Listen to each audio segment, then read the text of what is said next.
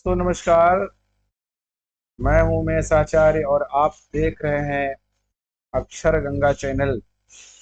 दोस्तों, इस चैनल को आप लगातार देख रहे हैं, इससे संबंधित कमेंट्स आप जरूर लिख रहे होंगे और निश्चित रूप से इसके माध्यम से आपको लाभ मिल रहा होगा।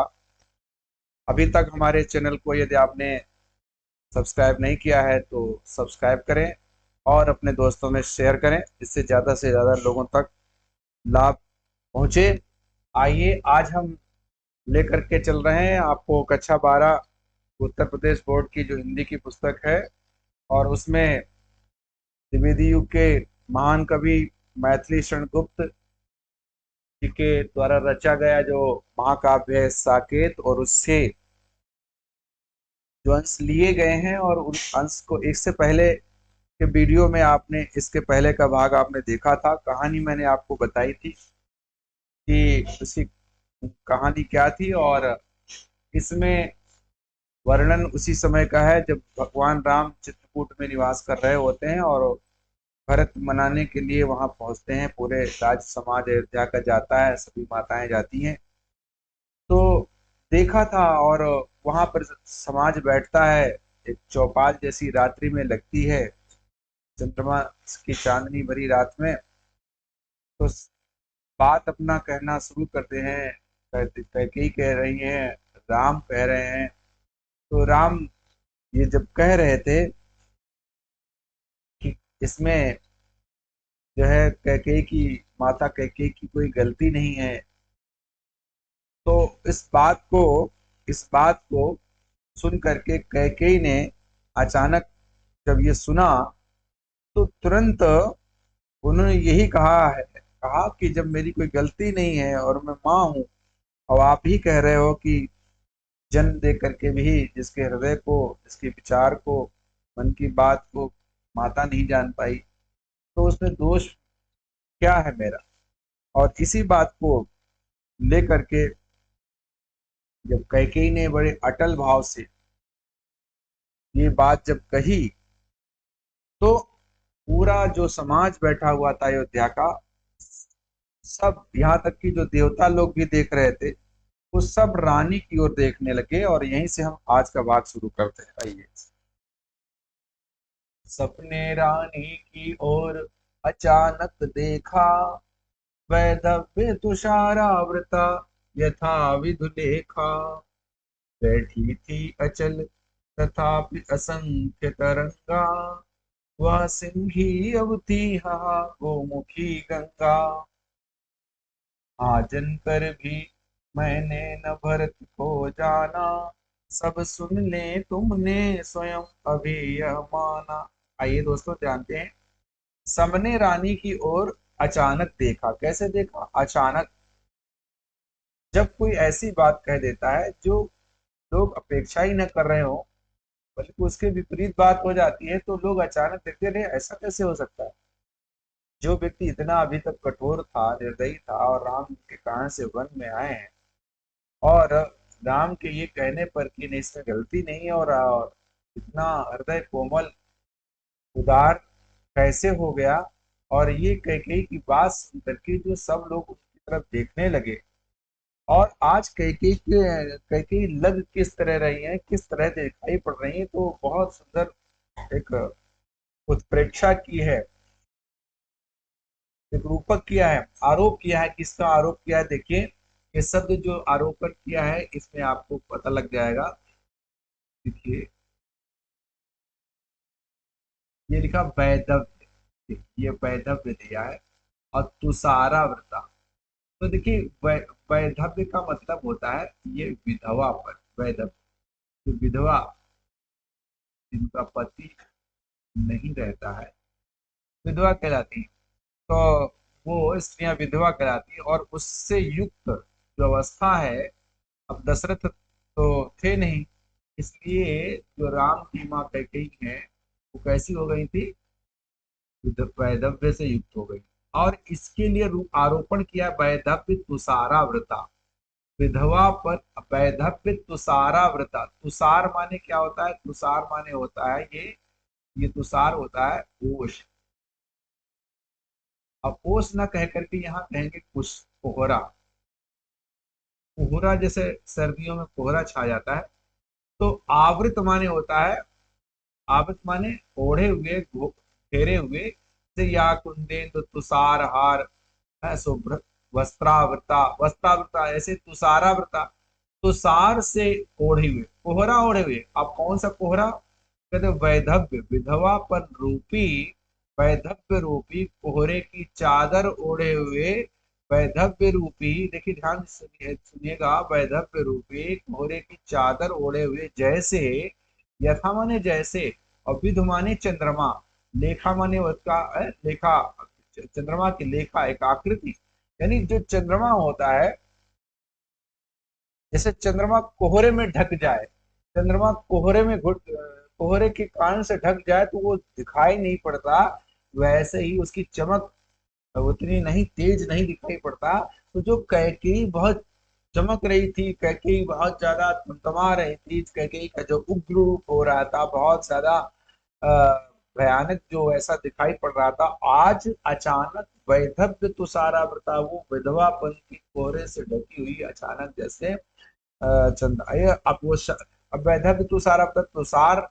कोहरा भी सफेद रंग का होता है, तो जो रानी कैकेयी ने साड़ी पहन रखी थी, सफेद रंग की पड़ी पहनी थी, तो उसी तरह की कुछ दिखाई पड़ रही थी। तो मानो ऐसा लग प्रतीत हुआ कि जैसे मानो चंद्रमा की रेखा वैधव्य रूपी कोहरे से युक्त हो गई हो, यानी विधवापन की जो सफेदी थी वो इसी प्रकार से दिखाई पड़ रही थी, जैसे चंद्रमा को कोहरे ने ढक लिया हो। इस तरह से आप इसको कर सकते हैं। यानी आप देखेंगे, इस तरह से लिखे कि विधवा के रूप में जो श्वेत वस्त्र धारण कर, ऐसी प्रतीत, अप्रतीत होना मतलब एक उत्प्रेक्षा करते हैं कि मानो कोहरे ने चांदनी को ढक लिया, चंद्रमा की जो चांदनी है उसको ढक लिया हो। और अब आगे लिखते हैं मैथिली शरण गुप्त जी, कि लिखते हैं कि भाई बैठी थी अचल तथापि असंख्य तरंगा। देखिए ये जो बात आज कही है, ये बड़ी विशेष बात है कि बैठी थी अचल, अचल, अचल कहते हैं जो चल न सके, स्थिर, यानी पर्वत का भी पर्याय होता है। बैठी थी अचल, अचल तथापि असंख्य तरंगा। तो देखिए असंख्य तरंग, असंख्य तरंग कहाँ होती है? तो देखो दूसरी पंक्ति में आया है, दूसरी पंक्ति में आया है यहाँ पे कि जैसे कि गंगा, गंगा में बहुत सारी तरंगे उठती, ऐसे ही अचल होते हुए बैठी थी अचल तथापि असंख्य असंख्य तरंग। यहाँ तरंग का मतलब है मन के अंदर बहुत सारे विचार, विचारों का आना।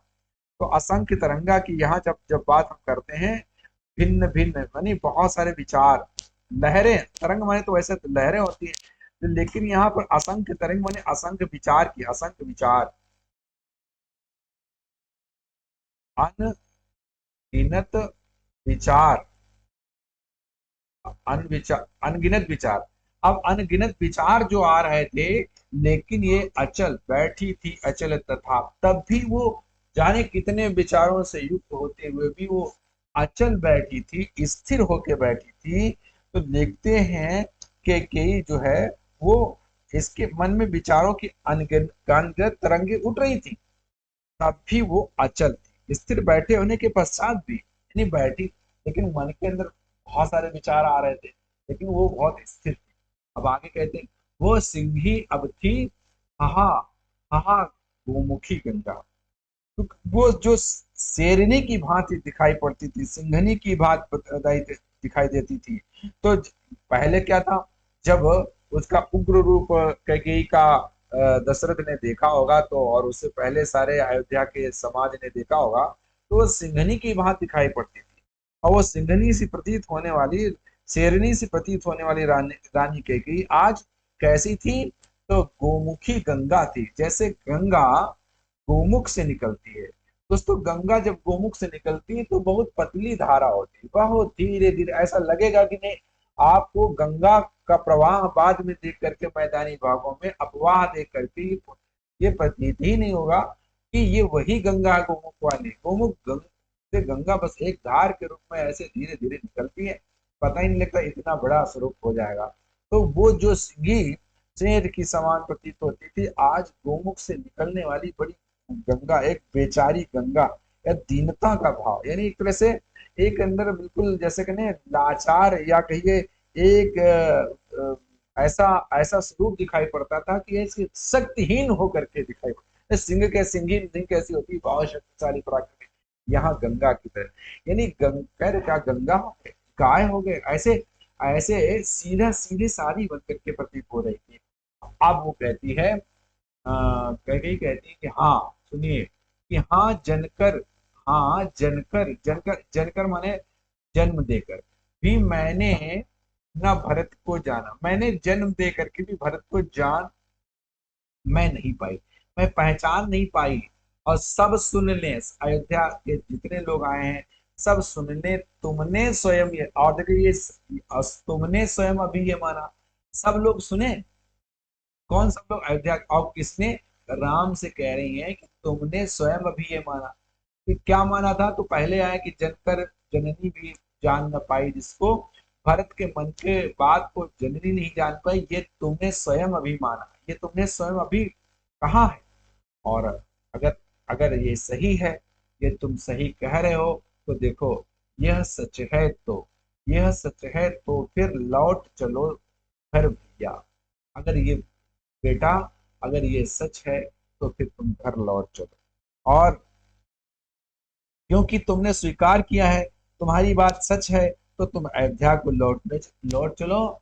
और अपराधीन मैं हूँ तात, हे बेटा, तात पुत्र के लिए, पिता के लिए, चाचा के लिए, बहुत सारे अर्थों में आता है, तो कहा पति के लिए, तो इस तरह से कहा हे बेटा, ये और मैं तुम्हारी अपराधीन मैं हूँ, मैं ही अपराध, अपराध तो मैंने किया है, तुमने खुद ही स्वीकार किया है, और ये तुम्हारी माँ ने ही, ये तुम्हारी माँ अपराधीन है, और जब माँ तुम्हारी अपराधीन है, भरत नहीं है, तो फिर तुम आगे लौट चलो। भाई ये बात करें कि अब इसके आगे चलिए, आप देखिए आगे जो भाई कही है बहुत बड़ी बात, कहा दुर्बलता का ही चिन्ह विशेष शपथ है, पर पर अबला जन के लिए कौन सा पथ है। कहा कि दुर्बलता का ही चिन्ह विशेष शपथ है। देखिए कसम क्यों कौन खाता है, कसम व्यक्ति वही खाता है जो कमजोर होता है, अर्थात है जिस पर लोग विश्वास नहीं करते, और उनको कसम खाने की जरूरत नहीं पड़ती, जिन पर लोग विश्वास कर लेते हैं, कोई बात कही तो लोग उन पर विश्वास करते हैं।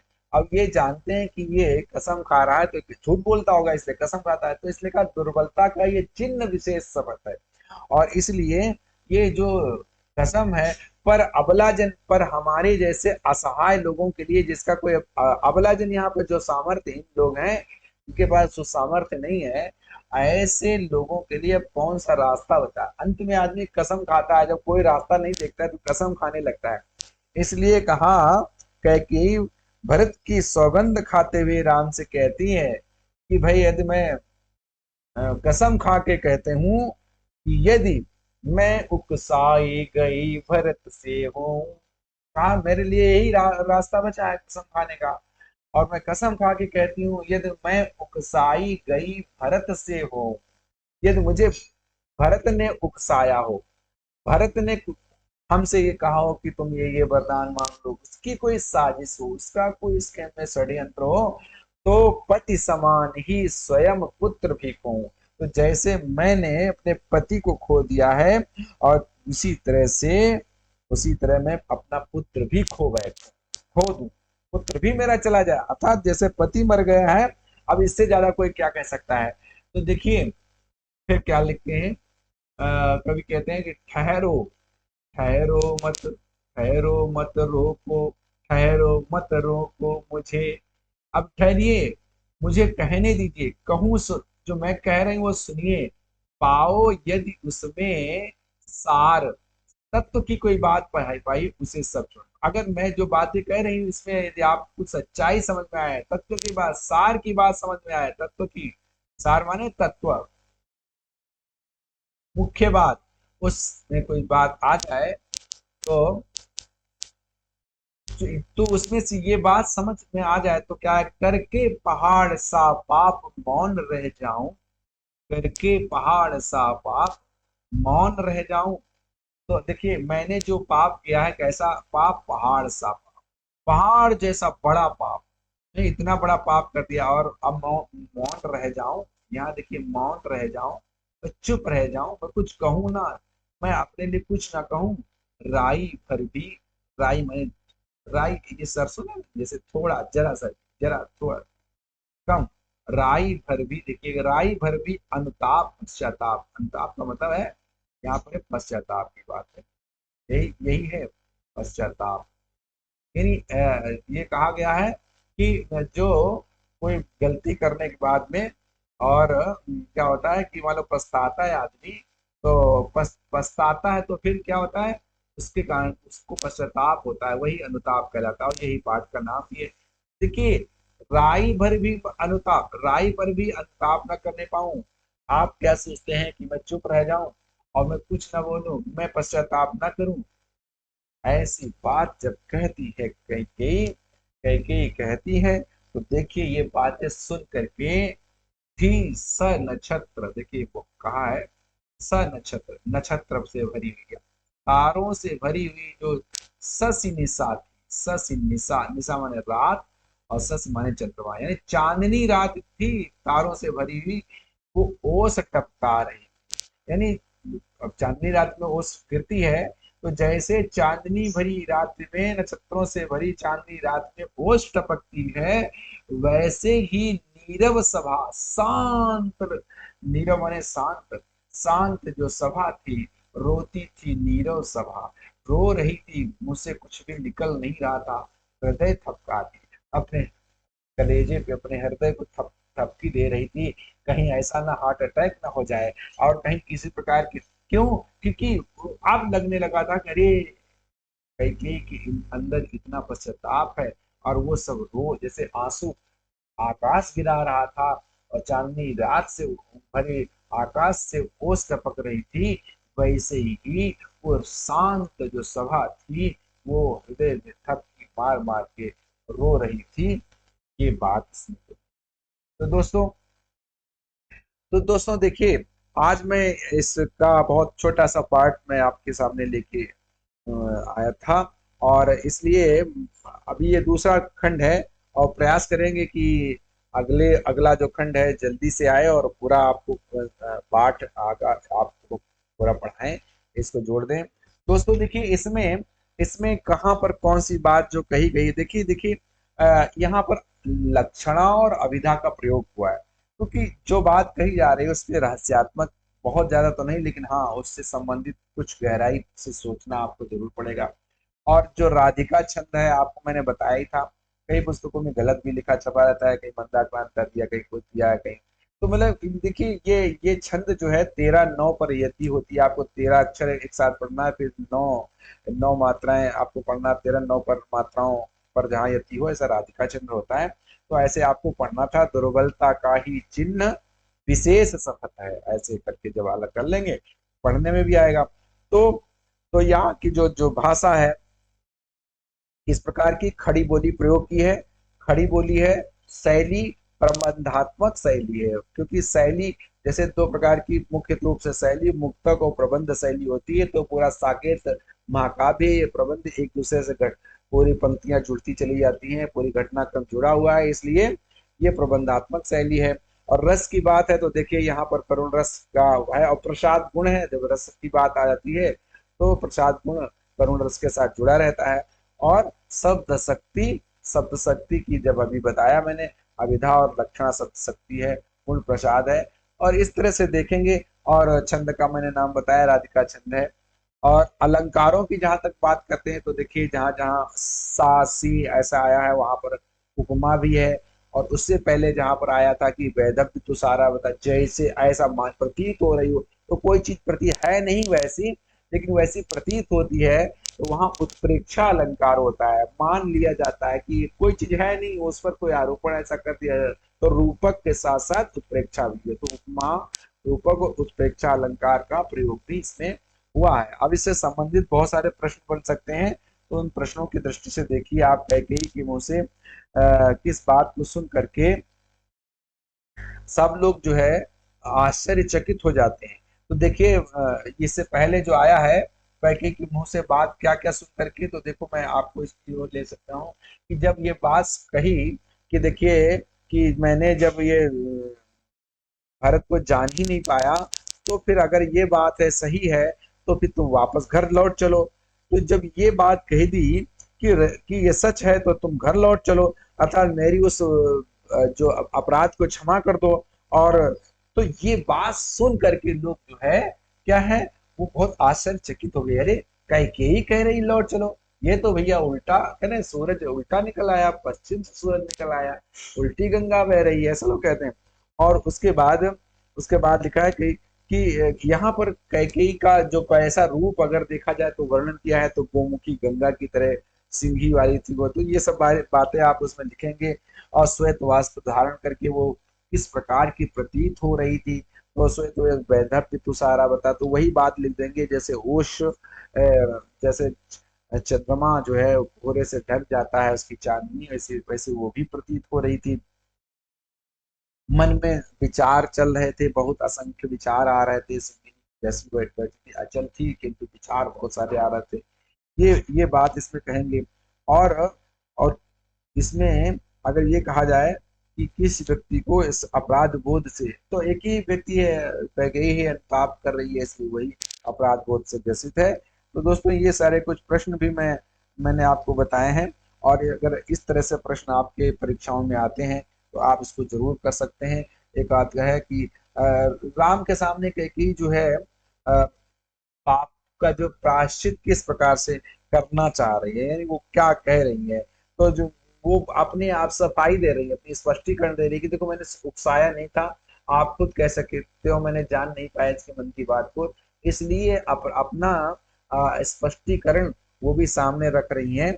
इस तरह से राम के सामने अपने पापों का प्रायश्चित वो करना चाहती है। वो कहती है क्या मैं ताप न करने पाऊं, आप लोग क्या चाहते हैं मैं पहाड़ सा पाप करके मैं मौन रह जाऊं, राई पर भी अनुताप न करूं, जरा सा भी अनुताप पश्चाताप न करूं, ये बात कह की है। पश्चाताप का परिणाम क्या हुआ, तो जब परिणाम आगे देखिए जो है तुरंत आया है कि वो जो सभा में बैठे लोग थे जो उसको अपराधी मान रहे थे, बहुत ज्यादा कोस रहे थे, तो वो सब रोने लगे। और पूरे जो है वो रोने इसलिए लगे कि हाँ कैकेयी का इसमें कोई दोष नहीं है। इस तरह से बहुत सारे प्रश्न इसमें बन सकते हैं। हर पंक्ति में एक प्रश्न है, किंतु आप जितने प्रश्न बना सके तो बनाइए। और उम्मीद है आपको ये वीडियो बहुत पसंद आया होगा। आप हमें जरूर कमेंट्स बॉक्स में जाकर कमेंट्स में जाकर के जरूर लिखिए। और हमारा वीडियो जो है इसको लाइक कीजिए, शेयर करिए। और दोस्तों, और हम शीघ्र ही नया वीडियो लेकर के आपके समक्ष आएंगे। तब तक के लिए बहुत बहुत नमस्कार, धन्यवाद।